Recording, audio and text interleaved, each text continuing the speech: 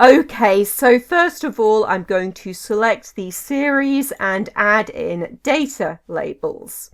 Then I'll select the data labels and press Ctrl 1 on the keyboard to open up the formatting pane. I'll go to text options and change the text fill so that it is white. Then, to select just one data point, click once to select all of the data points, then click a second time to select just one of them. Then I'll go back to label options and change the fill so that it is a solid fill, and I'll make it purple. Then once you have one data label selected, you can use Tab on the keyboard to move between the different data labels. And you can use Shift and Tab to move backwards.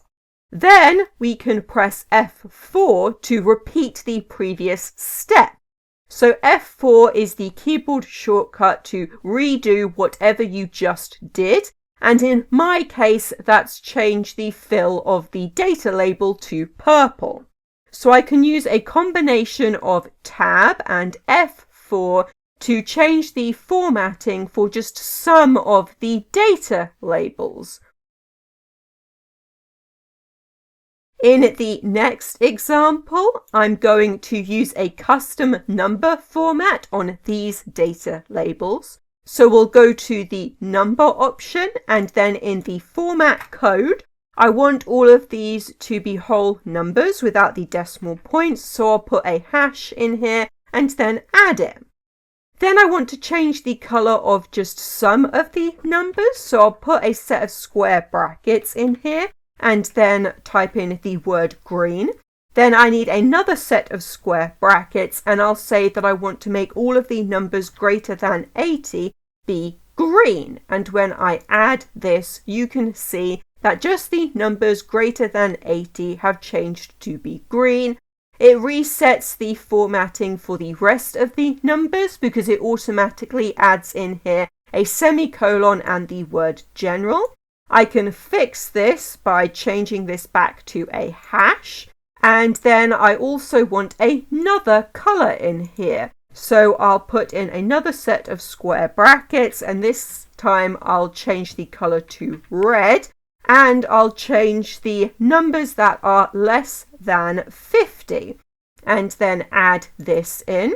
And now the numbers less than 50 are red, and it also makes the numbers in the middle disappear. To get these back, I need another semicolon and a hash.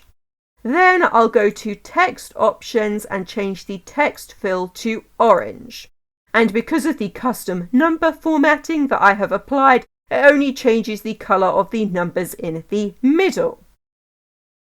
Then for my next example, I'm going to add data labels to this chart. Then I'll select the data labels and I'll change the label position to be in the center. I'll then use the drop-down list to select the actual series.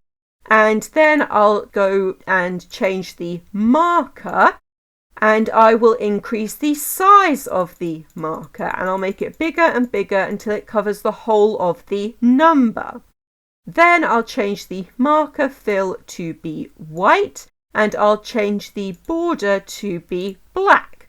And now it looks like all of my data points have their own number. For the next example, I'm going to select this cell here and we'll add in a line break. So I'll click in the middle and use the keyboard shortcut Alt-Enter, and this forces a line break into the cell, which then transfers across to the data label. And we'll do that again. I'll click in the middle of the cell and then use the keyboard shortcut Alt-Enter to force in a line break.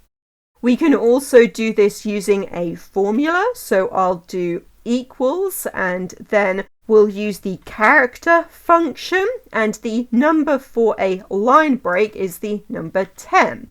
Then I'll use an AND symbol to join this to the actual label and then drag this down.